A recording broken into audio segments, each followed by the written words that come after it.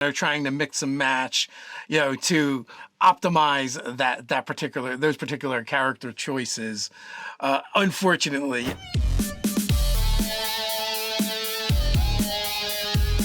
I'm Nerdarchy Ted. I'm Nerdarchy Dave. Welcome to Nerdarchy, for nerds by nerds. Hopefully the rest of this video is not too racy for YouTube. Well, Ted, I suspect we're talking about D&D races, so I don't think it'll get too racy. All right, so for this video, we're going to talk about the half races of D&D and kind of get into, what's some of the origins and how to use them and all that. All right, so just standard game. There might be more, but I think we've got 5 different races that are kind of like of mixed origin, mixed ancestry. Absolutely, we have half elf, we have half orc, which are the 2 races that have half in it, and then we have the planers of the Aasimar, the Tiefling, and the Genasi, which those things have had. Shall we say, mixed origins throughout the different editions of D&D. Yeah, well, they all have, right? Like, if you go back to the original AD&D half-elf and half-orc, at best, their origins tended to be unsavory, right?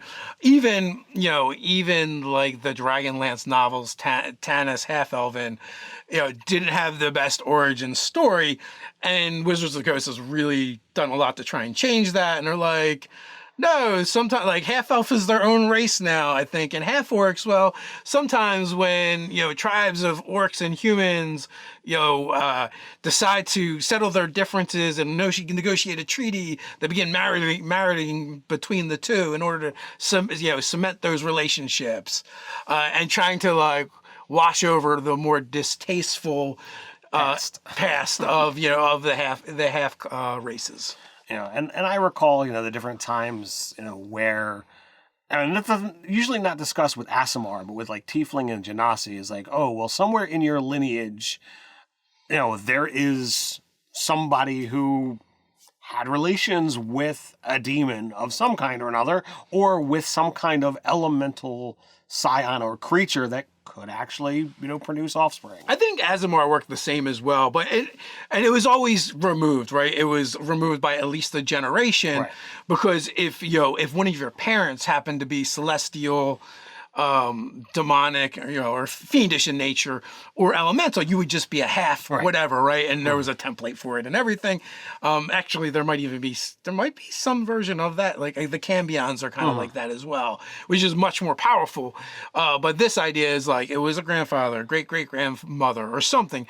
And the idea that it could spring up at any time for generations, you could just produce normal elves, dwarves, humans, halflings, whatever, but boom, out of nowhere, all of a sudden, Tiefling, right? And you even had Tanaroks, which was the orc version of a half demon. I really like Tanaroks. I don't know why. I thought Tanaroks were pretty cool as well.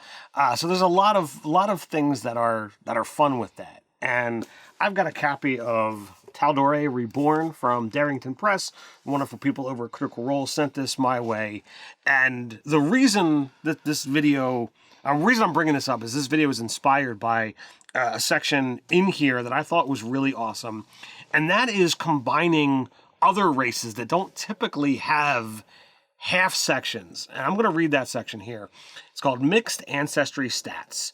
Only certain combinations of ancestry, such as half-elves and half-orcs, already have racial traits described in the 5th edition core rules. You can use these racial traits as is, or create your own mixed ancestry from any 2 races by choosing 1 or 2 racial traits from the parent's race and exchanging them for the same number of traits from another parent's race. When you build a character of mixed ancestry, keep in mind that some racial traits are more mechanically powerful than others, while some are largely flavorful or narrative focused. As such, focus on swapping narrative for another narrative trait or a combat-focused trait for another combat-focused trait. Additionally, you must have your game master's permission to use the replacement traits. As with any house rule, you and your game master might want to revisit your unique combination of traits later in the campaign if they feel overpowered or underpowered. And they have a elf/dragonborn and a orc/dwarf, race picture here that looks pretty darn awesome if you ask me. And I like the concept of what's there. I just don't know how, one might approach certain combinations that are, wild and crazy. Like the elf dragon blood, I think, would be pretty hard to try and figure out of what actually balances the other. Yeah, I mean, I will say, like, there's two different types of person that wants to do this. One is the person that narratively just likes the idea of having a different origin or background, which is fine. And usually those people are kind of easy to placate and give them what they want without mechanically affecting the game a lot. Sure. The other type of person is the person that, they really just want the mechanical benefits and they're trying to mix and match, to optimize those particular character choices. Unfortunately, I mean, even in my first 3rd edition character, I played a human gladiator that was like a freed gladiator slave that had orc blood, So I just described them slightly bit different. Like they had a little bit of a underbite, with, pronounced, I don't know what those teeth are called, if they were pointy on the bottom. On the top, there'd be canines, but it wasn't that. And, having yellow eyes and skin that was a little grayer than normal for a human. Like for me, it was just about the aesthetic and the origin story of that character. So you're right. It can be very tricky. Matter of fact, Nerdarchy kind of like delves into this a little bit to make it a little less tricky with one of our products, because we created a dwarf, the elf and dwarf hybrid, right? What happens, if these two races got together and spawned children, and you get the dwarf. And even in one of your games, Dungeons and Delving, one of the players actually played a dwarf ranger. Yeah, so that product is called Taking Chances. You can check that out over on our storefront on nerdarchy.com. Check it out, see if that's something that you want to add into your game, if you really feel it's necessary to have a dwarf. Some people would just say, oh, well, I'll just play a half elf and just make him very bearded.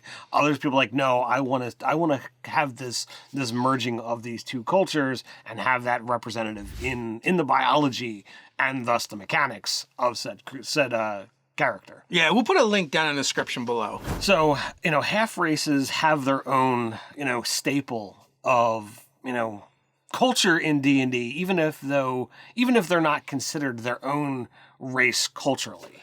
Except for, depending what D&D you're talking about, they are their own thing now. Like half-elves, I believe, are their own race in 5e. Definitely in Eberron, even in 3rd edition, I think they began with, making them their own thing. They have several houses, or maybe it's only one house, Lorander, where they're all half-elf, and then only the half-elves actually have the mark. And I guess the other thing, too, is like, how do you want to run your game, because as we kind of mentioned in previous editions, like they weren't true races, but they kind of are now. Now, in your own game, you may decide, no, like they're not prevalent enough to have their own true race. And, there's the exception if like a half orc and a half orc got together, it would be a half orc. Or, same thing with half elves. Or, if it's a half orc and an orc, would create a orc child, or if it was a human and a half orc, would just create a human child, right?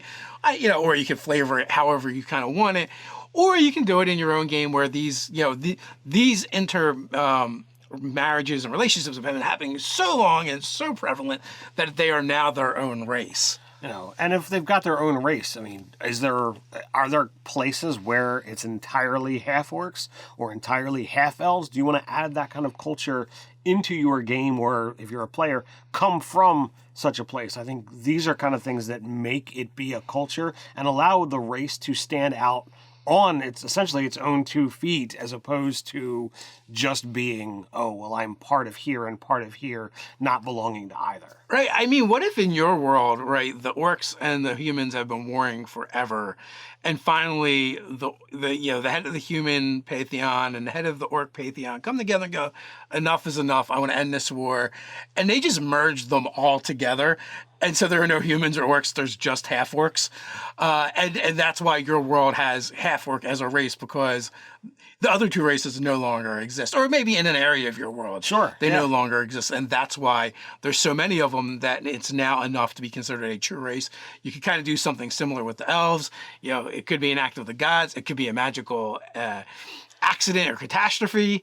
It could be any number of things in a fantasy game. that's the power of imagination and fantasy, is that literally whatever you can come up with allows for a great sweeping change to be made, and the lore that you come up with, well, that's your canon. That's what you get to work with. And there's no refuting it. You don't have to worry about, oh, well, this happened because of unseedy situations. No, it's an act of divine retribution for the past that happened ages ago, and now everyone is just like, well, this is the norm. Like, it is what it is. Yeah, at our tables, we haven't really addressed it very much, or in our campaign setting. We just I think we just essentially leave it up to the player. Like, even in one of your long-standing games that you're running, my brother Ryan is playing a half-orc, but he's an orphan that was adopted by a human. Never talks about his original parents or where he came from. I also play a half-orc in another game that grew up on the streets and just kind of raised himself, and never really talked about the origins per se, or how the parentage. Like, some of it comes out later in the game, because that game is Those Bastards, which is literally a game of us all playing intermixed race characters, right?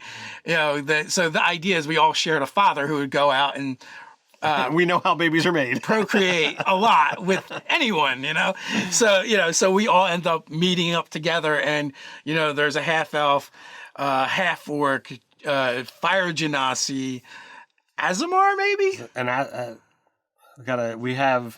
it's a tiefling, isn't it? Maybe it is a tiefling. I think we got a tiefling, a fire genasi, a half orc, and a half elf, and it's that game was several campaigns ago. It was we finished that over a year ago, I believe. Yeah. It was a lot of fun. I really love that game. Looking forward to get back to it at some point in time. But it really delves into the aspect of these half cultures and elements from the original standpoint, as opposed to from the more narrative driven of they're all their own race. So touching back on the concept of mixing two races that don't have a half template, what if you wanted to make that half orc, instead of being orc and human, what if it was orc and a dragonborn, or dragon blood in the case of Tal'Dorei? What would you want to do if a player approached you about making that kind of character? Well, I mean, first of all, with these kind of situations, I think you have to take it from the standpoint of, like, what is it you want from it as the player? Is it narrative? Are there certain things that you want to get from it?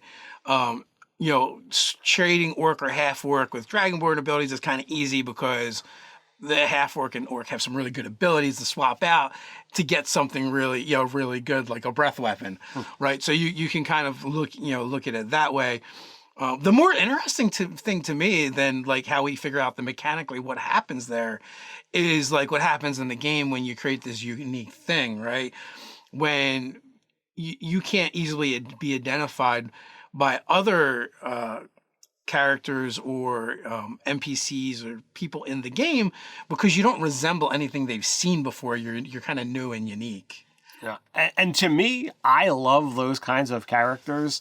And despite having played this game for decades, I've always just kind of looked at what is racial, what is there racially, or, what are the choices that I have to kind of pick versus can I have this free form aspect of, can I mix these two?